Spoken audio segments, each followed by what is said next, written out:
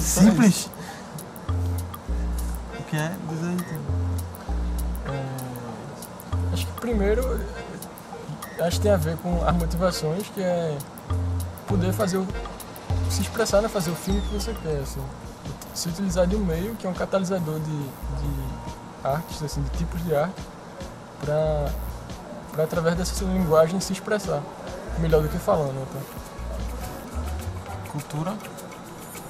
Rapaz, é uma livraria. Primeiro, É uma revista, né? Filme Cultura.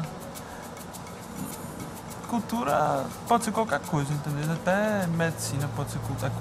Tudo é cultura, né? Tem essa discussão, né?